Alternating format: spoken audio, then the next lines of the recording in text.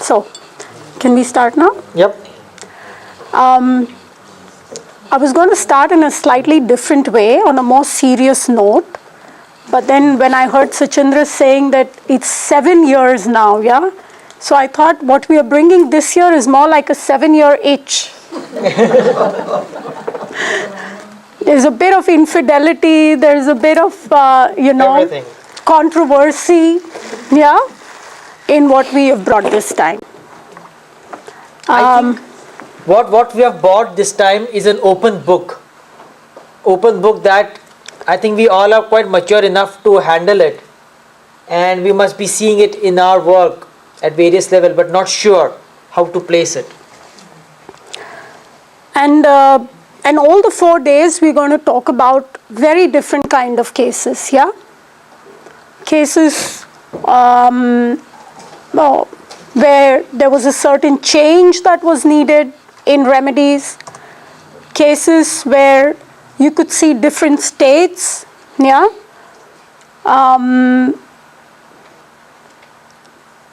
And also slightly different techniques, not different, but I would say more modified, but from my angle, I would say more precise, yeah? Ways of case taking, where now I can say that if a patient says this much, yeah, he's bound to be in this kingdom, and I'm sure about it. You don't need to go 2 hours more in detail, but if this is said, then it means it is this, and we have worked on it, yeah? So let's say we have about 12 years since the sensation method came up and since we all started working with it in India. And for the last 12 years, we've been doing only this, yeah, 6 days a week. 7 days a week. 7 days a week to begin. Yeah, before our son, it was really 7 days a week. I mean, even now, last week we had, every day we have a lot of patients, of course. Last week there was a lot of patients, and a lot of overseas patients, and it was difficult for us. But these guys over there. Yeah. I'm just trying to get close to him. What's your problem? So it was difficult to fit in patients, and one patient said, "You have the whole of Sunday available. Why don't you start working on that particular day, You'll be able to adjust and kind of ease off the flow." And I said, that's the only thing remaining.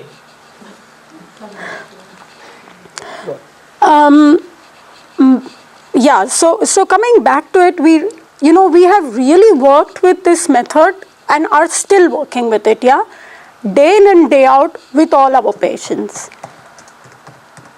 And when you work with, and of course we've been teaching it, we've been making new developments from our own side, more contributions, yeah?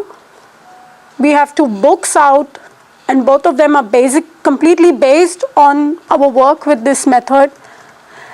And when you work with something so intensely, yeah, you are bound to get more faster, quicker, and better.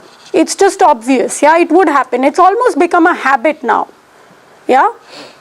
And I mean, sometimes even when we are out at a party, when we are talking to a cab driver or something, and something he says, and you really start understanding, yeah, what does he mean, what's behind it, what must be his state, yeah, it really becomes a second habit.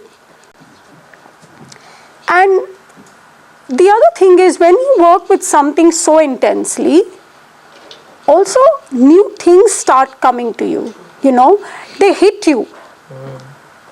And it's not that you are trying to precipitate certain new ideas or you are trying to discover or find something new, but it comes. And that's what happened in the last about 3 years.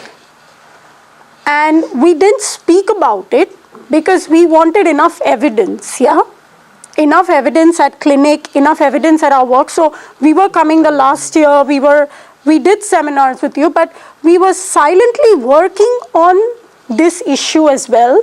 And this year, we have enough material, enough evidence, yeah, enough follow-ups basically, yeah, enough time given to these cases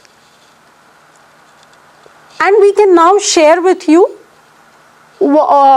this thing, yeah, this idea, which ties with the age-old question that homeopaths have always asked. Now, do states change? Do remedies change? Yeah? Do kingdoms change? Maybe you can change a remedy from, one miasm to the other. Yeah? But can a person really change kingdoms? So this that we've been working with for the past 3 years ties with these questions as well. So it'll give you a lot of those answers the coming days, and it will give you a lot of answers on case taking. Yeah, what has happened in the last few years is our case taking has become more shorter, more precise. Of course, there are cases which can go on for long, which can be complicated, especially cases of homeopaths that we all know, yeah, because we know too much, yeah. So it's very difficult for us as homeopaths to be unprejudiced patients. But on a general level, the patients who are unaware about this, or even if there is a patient, because I know you have clients who have done a lot of work, yeah, a lot of psychotherapy. Which reminds me, just down the road, down Warren Street, I saw an advertisement, psychiatric help for 5 cents. So I just told Bhavisha that do we have to drop 5 cents to help him, or is he going to help us, vice versa? It's a nice one if you go down Warren Street. I mean, that's the only street you can go down, huh? Or up. They give you peanuts, though. They give you peanuts. I like Hudson because I can never get lost in Hudson. Not at home. The restlessness to grow is only at work. So this restlessness doesn't look like the phosphorus restlessness. It looks more like the silver line one. Are you with me? So when I do a mineral case, the other thing is I don't just pick up words that I like and match it to elements that I like. And that I know. Or that I know, yeah. Like the moment I see a row 3, I won't immediately say, okay, I'll start thinking of sodium or maybe sulfur, like this, the elements that I know. Yeah, I will try and find the exact element that belongs to the patient. Yeah, so she says, I don't feel so restless at home. It's more the restlessness of growing at my office. So though I can easily take restlessness as a phosphorus symptom and say, okay, no, that's just this, let me give a palladium or let me give a strontium, I will not do it. I will try to find the silver line exact element as well, because then I know that the results will be better. And they can sense danger as well, very well. And then they are very quick and sharp in running, especially the warthogs. Communicate well is very important. They can communicate very, very well. They have these various vocal signals which they use in communicating. Their language and style is very simple but clear and effective. Yeah, it should be clearly.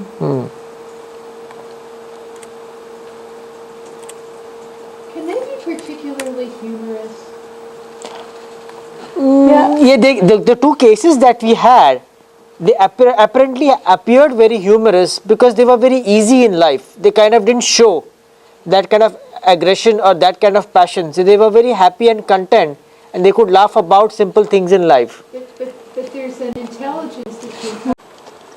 Then we have the horses, tapirs, zebras, rhinos and donkeys. All have issues of performance.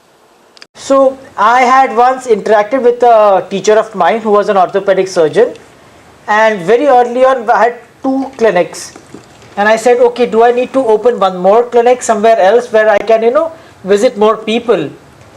And he looked at me and he said, well, listen, rolling stone gathers no moss.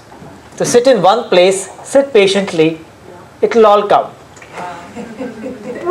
See, you meet good people, and even these small words make a lot of difference. So we keep our good knowledge, we keep our good stuff, and when we sit in front of the patient, we exactly do that and implement that.